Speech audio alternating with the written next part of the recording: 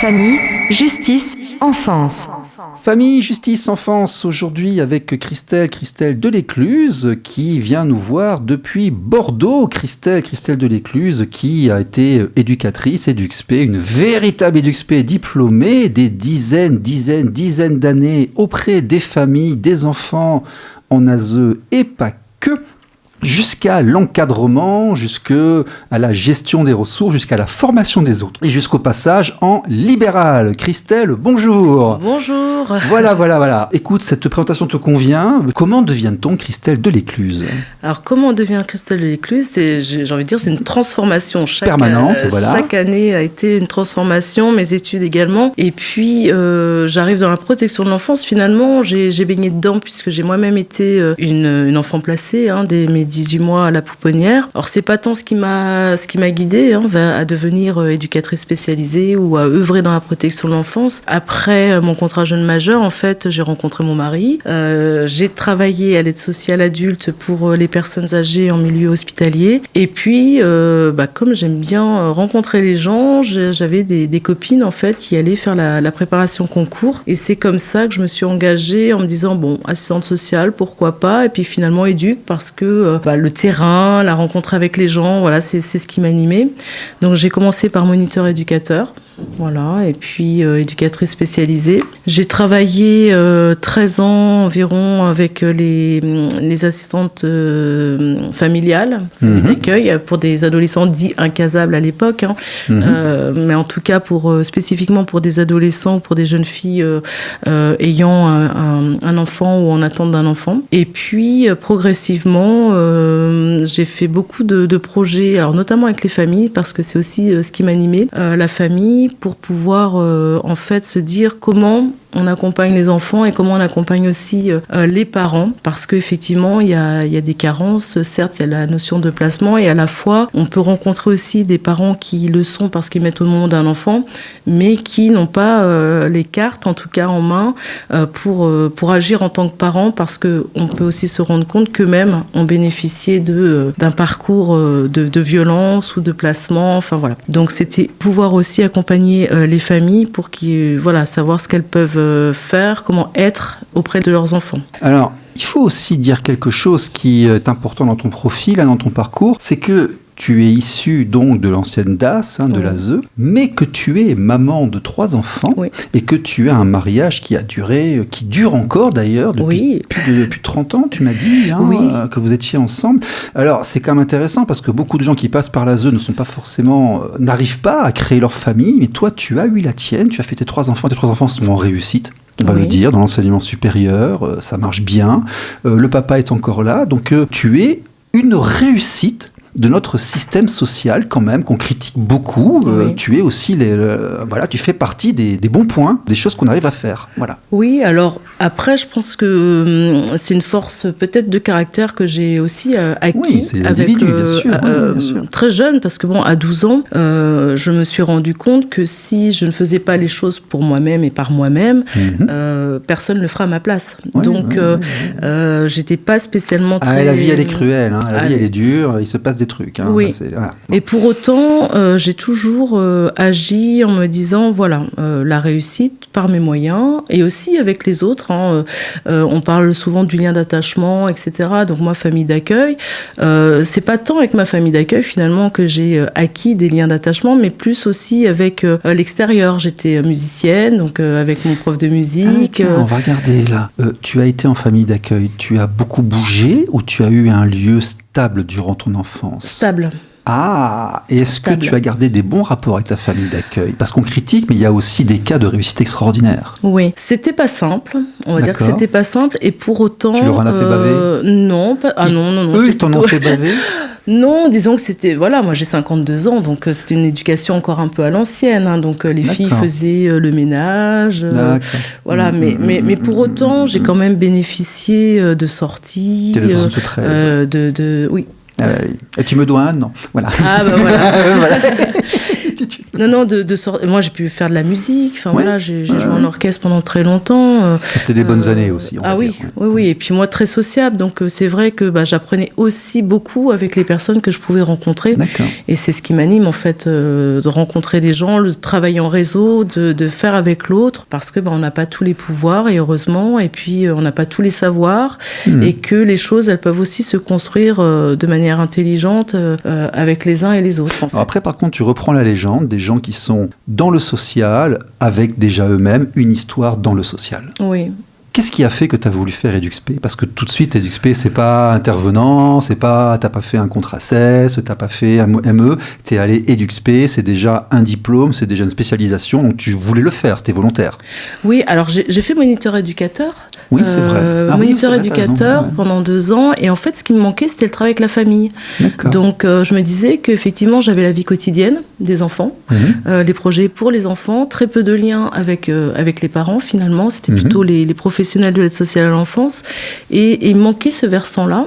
Donc, c'est là où j'ai travaillé sur Rouen, à l'IDEFI, et où j'ai été stagiaire en fait à l'accueil familial renforcé, où là il y avait le travail et avec l'assistante familiale et avec les parents en tout cas, et l'enfant. Donc là j'avais une vision beaucoup plus large et globale de ce qui était à rapporter en tout cas de l'évolution de l'enfant et de son environnement. Et après, évolution de carrière, tu as été dans la fonction publique durant plus de 20 ans, je crois. Oui, c'est ça. Donc j'ai évolué à l'IDEFI plus de 20 ans, avant de partir sur Bordeaux, donc la Normandie.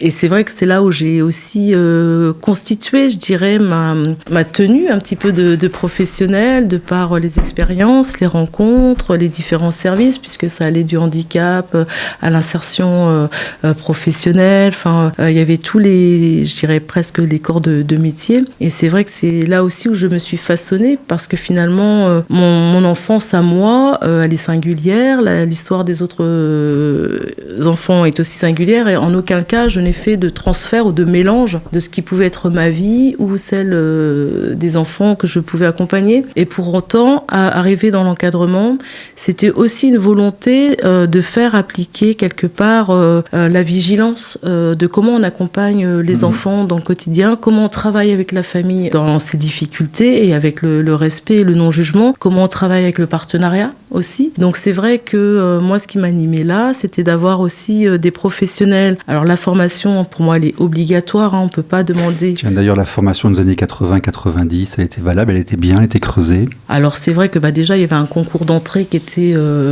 pas né, si je me souviens, qui était franchement... qui était difficile, il y avait aussi la partie... ce psychotechnique durant 1 heure, voilà, des l'entretien c'était très très très poussé. Oui, très poussé. Aujourd'hui, il y a Parcoursup, alors je dis pas que Parcoursup c'est difficile, mais pour être aussi... J'ai des souvenirs de mes concours d'entrée d'EduxP à l'IRTS, c'était affolant, la profondeur, tu avais l'impression de subir un examen de personnalité interne très poussé. Oui, alors c'est vrai que, alors moi j'ai un peu une aisance, je dirais, je suis pas bileuse, je me dis que finalement, je fais confiance aussi à qui je suis. Et la formation dedans, il y avait un niveau ? Alors aussi, oui, il y avait un niveau aujourd'hui. Alors pour faire des interventions aussi dans à l'IDS, parce que tu es formatrice en IRTS aussi. Alors de manière occasionnelle à ce niveau-là, mais c'est vrai que le niveau. Alors je dis pas que Parcoursup, il faut le jeter, mais en tout cas, c'est des jeunes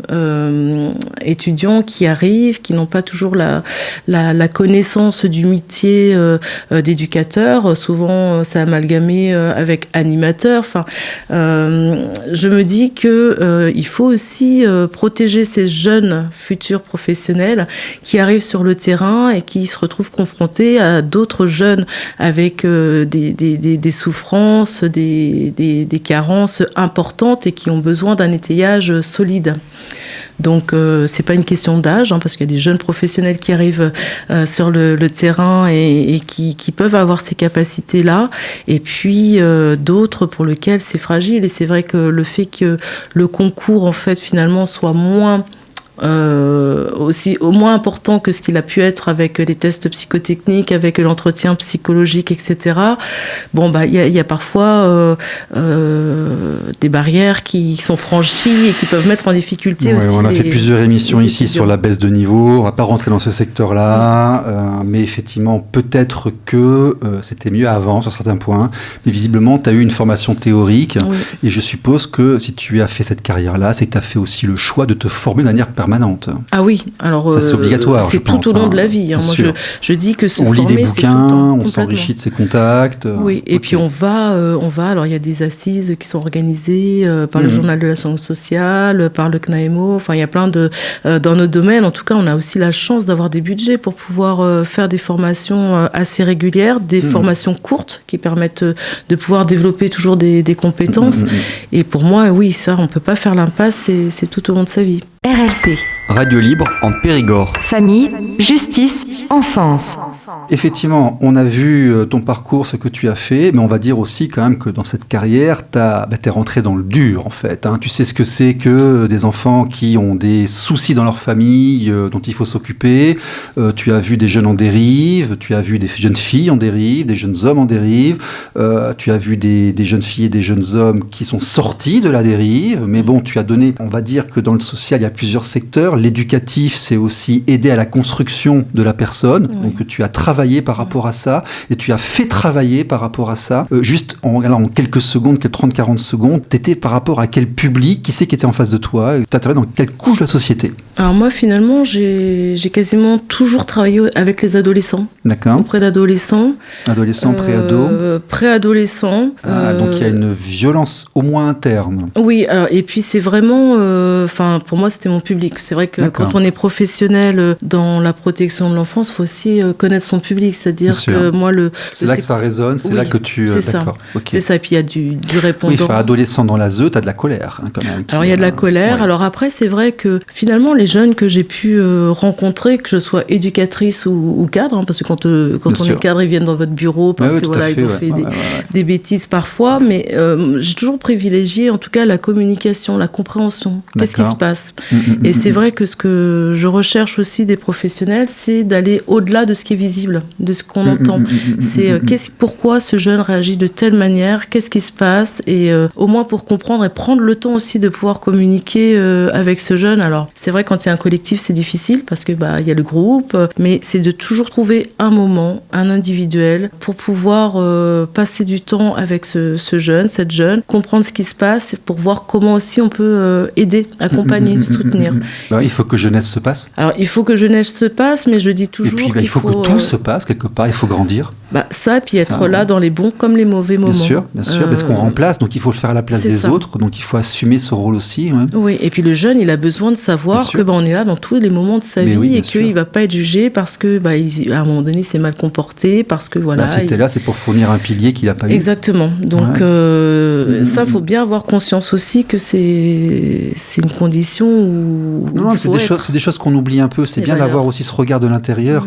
D'ailleurs, moi, je constate que tu es, on va dire, de la génération X, tout simplement, et que tu fais partie de cette génération qui privilégiait les valeurs familiales que toi tu as portées. Et on va le dire, on s'est rencontrés avant l'émission, on a passé 1h30 ensemble à discuter. Tu as un discours qui est porté sur le renforcement de la famille, l'aide ponctuelle, le retour au lien quand c'est possible, et effectivement l'arrachement quand c'est vraiment indispensable. Exactement. C'est vraiment ça que il me semble. Et c'est pas forcément le... Alors tiens, on va enchaîner sur ça. Qu'est-ce qui a changé en 40 ans ou en 30 ans là? En fait, j'ai l'impression parfois que la prévention, il y en a moins qu'aujourd'hui. Il y a moins de prévention, j'ai l'impression. Moi, j'ai l'impression qu'il y a plein de gens qui vont aller sauver le monde, j'ai l'impression. En détection, il y en a partout, de tous les sens, là. Oui, sauf qu'il faut que les personnes soient actrices de leur vie, en fait. Donc, comment on rend les personnes actrices de leur vie, dans leurs difficultés, quelles sont les ressources qu'elles peuvent aller trouver. Et parfois, c'est vrai que on va pas trop chercher, en tout cas, ce qui peut être ressource pour la famille. ça va être beaucoup des conditions de placement. Et c'est vrai qu'aujourd'hui, j'ai vraiment envie de retourner vers cette prévention parce qu'il y a des parents qui sont en demande d'aide et qui n'ont pas besoin de grand-chose, mais d'avoir un étayage, d'avoir une personne qui soit là pour les accompagner sur une durée plus ou moins longue et que la judiciarisation ne soit pas quelque chose de systématique finalement parce que quand on rentre aussi dans le placement, enfin il y a d'autres enjeux aussi derrière qui fait que ça peut être plus compliqué. Comment on demande aux parents d'adhérer à pouvoir s'investir dans la mesure si effectivement c'est pas préparé en amont, si les choses elles sont un peu faussées parce qu'ils vont demander de l'aide et puis finalement ça va finir au tribunal avec un juge pour enfants, ça peut durer pendant quelques années et effectivement parfois je me dis que si on renforçait certaines mesures au domicile des familles, alors j'étais aussi responsable d'unité d'aide éducative à domicile de manière administrative puis judiciaire, c'est vrai que les mesures renforcées où il y a une intervention toutes les semaines, ça a aidé quand même des parents à pouvoir faire un peu autrement. Ouais. En tout cas. Voilà, là on va rentrer dans le dur parce que, je vais être obligé de le dire, j'entends de plus en plus de gens qui disent surtout ne les appelez pas à l'aide, vous allez perdre vos gosses, votre voiture, votre maison, tout ce que vous avez. Toi, ce que tu dis, c'est comme ça que ça devrait être. Ouais. Et qu'est-ce que tu réponds à ce discours qu'on entend de plus en plus là ? Ça, en fait, c'est pas possible parce que ça veut dire qu'on va venir masquer des difficultés. On va les aggraver parfois. Des gens disent qu'on vient aggraver des situations. Aggraver, et puis pour le coup, comment on permet à des personnes aussi de pouvoir faire un peu autrement. Donc, des parents qui demandent à l'aide, j'ai envie de dire, c'est pas facile. Il faut pouvoir écouter, il faut pouvoir le respecter, et puis de pouvoir proposer des modalités d'accompagnement qui soient en adéquation avec leurs besoins. Oui, mais un tiers des placements, c'est des enfants handicapés ou avec problème, donc des gens qui ont besoin d'aide. Et moi, j'ai des exemples devant moi, vraiment devant moi, de scandales dans une école, par exemple, avec des problèmes de jeux qui dérapent entre les gamins, des blessés et tout. T'en as certains qui vont dire, j'ai des droits, je vais aller au tribunal. Eh ben, ils perdent leur gosse. T'en as d'autres qui disent c'est pas grave, ils déménagent et ils s'en vont et ils ont encore leur gamin. Qu'est-ce qui se passe ? Alors après, c'est vrai qu'il y a des familles qui changent de région et c'est pas toujours facile de... Non, mais je veux dire par là, tu vois, ils ont préféré ne pas lancer l'institution dans leur vie privée, dans leurs problèmes, parce qu'ils avaient peur de l'emballement et ils avaient peur des effets secondaires, en fait. Disons que pour que les familles puissent accepter parfois la mise à distance, en tout cas le placement de l'enfant, ça demande un accompagnement, ça demande une évaluation de leurs besoins, ça demande de la confiance et du respect, c'est-à-dire que ça doit pas être une menace. C'est-à-dire que le placement, c'est parce qu'il est nécessaire et qu'il nécessite une protection. Ça, c'est comme ça devrait être. C'est comme ça devrait être. RLP. Radio libre en Périgord. Famille, justice, enfance. Toi qui es responsable, les structures, les systèmes de protection, aujourd'hui, sont dans quel état ? Alors, les structures... Est-ce qu'on peut se satisfaire de ce qu'on fait pour nos gamins aujourd'hui ? Disons qu'il y a des manques de moyens énormes. C'est vraiment une question d'argent ? Alors, il n'y a pas qu'une question d'argent, il y a une question aussi de formation des professionnels. Tous les professionnels ne sont pas formés à l'éducation spécialisée ou à l'accompagnement d'enfants dans la protection de l'enfance, notamment. Il existe aussi aujourd'hui des DU, protection de l'enfance, qui permettraient aussi d'aller vraiment chercher à l'essentiel les attendus d'un professionnel dans ce cadre-là. Alors, j'ai connu aussi les intérimaires. Alors, je dis pas qu'il faut pas d'intérimaires, mais il faut que les intérimaires soient quand même formés. Tout ce qu'on voit sur M6, ces reportages scandaleux sur l'ASE, la DAS, tous les trucs qu'on entend, c'est des légendes urbaines ou c'est vraiment parfois dans des états pitoyables? Ah non, parfois c'est compliqué parce qu'il n'y a pas les professionnels, enfin il y a du sous-effectif et puis que moi j'en reviens quand même sur la formation, c'est pas pour rien non plus que j'ai choisi d'être formatrice aussi. Bien sûr. C'est qu'on ne peut pas demander à une personne d'aller au-delà d'un point A à un point B, c'est-à-dire que comment il construit le parcours de l'enfant qui est placé. C'est-à-dire que au-delà de l'emmener à des rendez-vous, c'est aussi comment penser la mesure de placement. Alors je vais parler judiciaire, mais elle peut aussi être administrative. Si la mesure c'est 6 mois, 1 an, 2 ans, eh bien il faut pouvoir border chacune des étapes, pouvoir faire des évaluations, pouvoir faire des objectifs qui permettent de permettre à l'enfant de développer des compétences ou en tout cas de venir répondre à des besoins et que cela soit évalué, que cela puisse être écrit. Les écrits professionnels, pour moi, ça c'est aussi quelque chose sur lequel j'étais très attachée parce qu'il y a des conséquences derrière. C'est-à-dire qu'un magistrat ou un... Oui, on en parlait juste avant, là, lorsqu'on était... il est important que les documents produits soient factuels. Ne soit pas la base de ragots ou d'hypothèses, mais vraiment qu'ils soient factuels. Que du factuel, et puis des rencontres qui émanent des rencontres avec le parent, avec l'enfant. On ne fait pas une inspection dans les familles la semaine avant le JDE, une fois par an, juste pour... Non, pour écrire un rapport qu'on sait qu'il doit s'écrire à un Madame moment. la juge, je suis allée les voir il y a une semaine, ils n'étaient pas là, je suis désolée. Non, ça c'est pas possible, et c'est vrai qu'en tant que responsable aussi, alors déjà quand j'étais éducatrice, pour moi ça ne pouvait pas exister, mais en tant que responsable non plus, c'est-à-dire que tous les écrits qui sont sortis, que j'ai signés, c'est des choses que je connaissais. J'ai rencontré l'enfant, j'ai rencontré la famille, j'ai rencontré les partenaires qui me permettent de dire, voilà, on est dans le factuel, on est dans quelque chose qui est vrai. Et c'est vrai que pour les familles, c'est aussi une marque de respect et de confiance. C'est-à-dire que quand on se retrouve au tribunal en audience, il n'y a pas de surprise. C'est-à-dire que si on demande un renouvellement d'une mesure de placement, ça a été vu avec le parent, ça a été travaillé, on a émis des préconisations pour se dire voilà ce qu'il y a à poursuivre avec la famille. Et puis après, oui, il y aura toujours... il faut pouvoir le faire. Moi, j'ai parlé des professionnels, ils avaient un nombre de dossiers à suivre par mois. Tu passes pas 20 minutes 2 fois par mois avec une famille pour faire un travail éducatif, tu vois, c'est pas possible. Ça, c'est pas possible. Alors, c'est vrai que la charge de travail, elle est énorme parce qu'un éducateur qui est en internat, il a la vie quotidienne, il a le groupe à gérer. Pour certains, c'est un sacerdoce. Et faire des écrits, il faut pouvoir trouver le temps. Il y en a qui vivent dans leur truc. C'est ça, et puis il y en a qui travaillent chez eux, ça c'est pas possible. Il faut pouvoir baliser et permettre aux professionnels de pouvoir écrire dans des espaces où ils peuvent être en capacité de ne pas être perturbés toutes les 5 minutes, de pouvoir écrire régulièrement. Alors après, c'est vrai qu'il y a des outils aussi pour pouvoir écrire régulièrement pour pas perdre l'information et toujours être au plus près. Le temps, c'est vrai que le temps de la famille, le temps de l'enfant, le temps de l'administratif ou judiciaire, c'est pas le même. Les attendus des uns et des autres n'est pas le même. Moi, je dis toujours, il faut partir de la personne, en fait, de ses besoins. Et ça prendra le temps qu'il y aura à prendre. Mais en tout cas, c'est de pouvoir avancer tranquillement, mais sûrement. RLP. Radio libre en Périgord. Famille, justice, enfance. Toi, tu as quand même une force intérieure parce que, tu vois, je te regarde et puis, toi, tu as croisé plusieurs centaines d'ados en crise. Oui.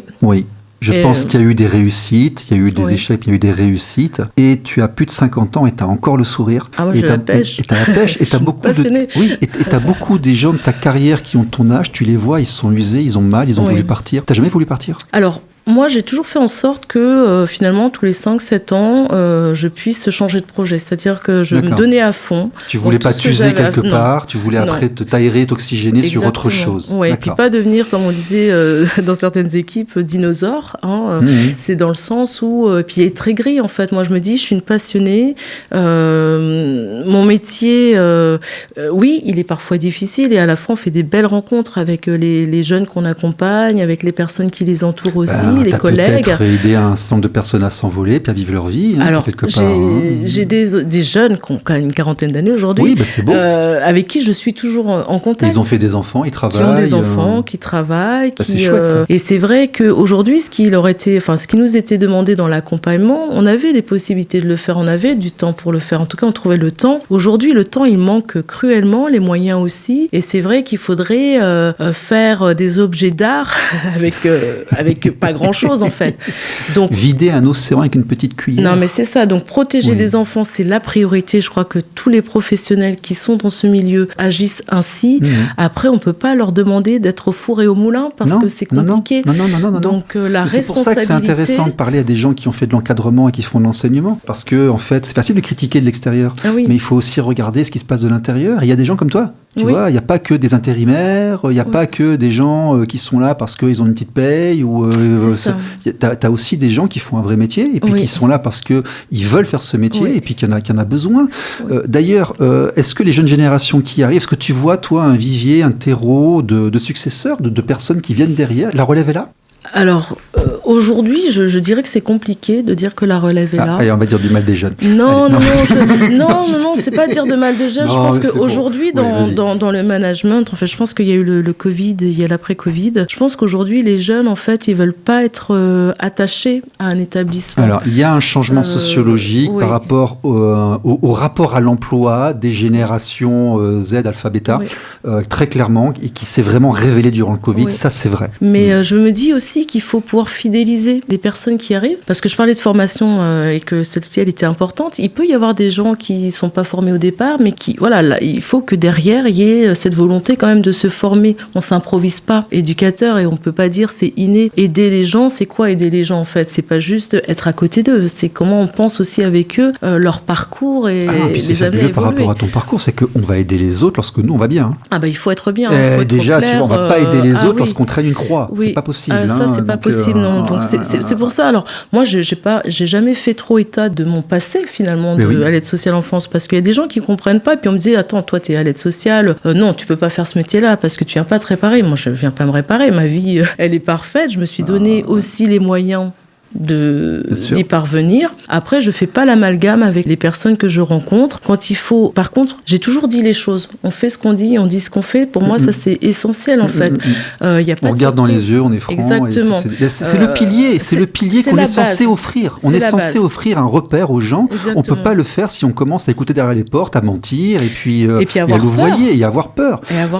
Comment montrer un exemple à des gens pour qu'ils grandissent droit si nous on n'est pas droit? Mais ça c'est sûr. Et puis toujours repérer que les adolescents, finalement, quand on est respectueux, qu'on dit ce qu'on fait, qu'on est dans la règle et qu'on va être dans la communication. L'idée, c'est pas de sanctionner à tout va, c'est de comprendre et d'être dans la communication. Moi, je sais que j'ai les jeunes, parfois, j'avais des jeunes qui étaient quand même, comment je pourrais dire, qui avaient des difficultés énormes et pour autant, moi, je les ai adorés. Enfin, il y a eu des rencontres avec ces jeunes et finalement, ils m'en ont jamais voulu de leur dire que, non, là, ce qu'ils font, ça va pas du tout parce que, soit ils respectent pas la loi, soit ils respectent pas la règle, soit ils respectent pas les gens. Enfin, ils se respectent pas eux-mêmes. Ils se respectent pas eux-mêmes, mais par contre, de leur dire tiens, ce que tu as fait là, c'est super. Enfin voilà, de prendre l'attention sur ce qu'ils font. Le regard. On l'apprend aussi, ça, c'est le regard. On donne à quelqu'un notre regard avec une valeur. Cette personne dit que notre regard a une valeur et il va se construire par rapport à cette valeur du regard. Ça fait partie du travail, ça aussi. Et ça, c'est tout le travail invisible. Alors ça, je le défends, le travail invisible, parce qu'il n'est pas reconnu. C'est-à-dire que le temps qu'on prend... Il y a une lueur qui est passée, là. C'est ça le métier. Avec les gens pour comprendre qui ils sont, ce qu'ils aiment faire et aller chercher ce qu'ils aiment faire pour peut-être justement jouer la bascule sur ce qu'ils doivent améliorer et comment venir attirer l'adhésion parfois. Où je me dis que ça c'est important et pourtant c'est pas reconnu le travail invisible. Alors moi je prends le temps. Okay. Et surtout, tu es devenu travailleur indépendant en libéral. Tu es la troisième que je rencontre. Comme quoi il y a un truc qui se passe là. Pourquoi ? Comment devient-on éducateur en libéral et pourquoi ? Justement, alors pourquoi le libéral ? Je crois que cette liberté... Pour aller plus vite et être libre ? Cette liberté, oui, de pouvoir faire les choses avec les valeurs qui nous animent. Et effectivement, moi, ces derniers temps, j'ai senti que mes valeurs étaient un peu touchées et je voulais pas, en fait, regretter un travail pour lequel j'ai été passionnée toutes ces années. Ça serait dommage. Oh, comme donc, c'est joliment dit pour dire qu'on t'a cassé les pieds avec la hiérarchie, là. Que c'est bien formulé. Oui, alors moi-même, mais voilà, je pense que... Non, parce que je l'entends beaucoup aussi, ça. Il y a une pression de résultats et autres, et des fois, on n'est pas en harmonie avec ces valeurs. Oui, et puis... ça, les valeurs, et puis la temporalité, j'en reviens. C'est-à-dire que... on ne peut pas attendre 3 ans pour intervenir quand il y a une urgence. Non, ça, et puis parfois, il faut prendre le temps avant d'intervenir dans l'urgence. Oui. Parce que parfois, les choses sont traitées dans l'urgence parce que c'est urgence, mais il faut trop de se poser... trop de procédures, trop de judiciaire, trop de ceci, trop de cela. La procédure tue la créativité. Alors moi, je suis un peu une rebelle par rapport à ça, mais en tout cas, c'était d'avoir la liberté de pouvoir dire non et de ne pas être obligé de faire des choses qui alors même si j'ai beaucoup dit des choses, j'ai cette liberté quand même de me dire je préfère partir plutôt que subir. Christelle, comment on te trouve ? Qu'est-ce que tu peux apporter aux gens ? Alors qu'est-ce que je peux apporter aux gens ? Alors là aujourd'hui je fais de la formation, je suis aussi intervenante en analyse des pratiques professionnelles, donc je suis formée à ça. Pour moi il me semble que justement travailler sur la pratique c'est aussi faire en sorte que les professionnels qui sont auprès des publics puissent agir en ayant conscience de ce qu'ils font, de pourquoi ils le font, à qui ça sert. Et voilà, s'il arrive à Et tes dire c'est clients, public. ce sont des particuliers pour leurs enfants? Ce sont des institutions, des Alors- associations? C'est du corporate, c'est du professionnel? Alors aujourd'hui, je démarre tout juste l'activité. Donc je travaille pour une organisation, une association, grosse association en fait au niveau D'accord. national. Donc c'est du professionnel, c'est du Voilà. pro à pro, c'est Oui, du pour B2B. l'instant, oui. D'accord. Oui. Ok. Après, j'aimerais beaucoup, en tout cas, là, je suis en train de construire, justement, toujours en lien avec les parents. Des écrits un peu qui à venir pour transmettre là? Alors, les écrits, j'ai pu faire des formations sur les écrits aussi Mais tu as un professionnels. petit ouvrage qui va arriver, des Et là, je publications. suis sur un écrit, voilà, sur l'accompagnement éducatif. Alors, pour pouvoir aussi, justement, faire la jonction entre l'avant, le maintenant, ce qu'il y a aussi besoin de faire pour toujours être dans l'amélioration. Mon objectif, à moi, ça a toujours été de contribuer à l'amélioration du travail social. Ouais. Voilà. Il faut des gens comme ça. Christelle Delécluse, merci beaucoup. Merci. Merci d'être venue. Et puis à très bientôt. À tout bientôt. le monde, au revoir. Merci, au revoir. RLP. Radio libre en Périgord. Famille, justice, enfance.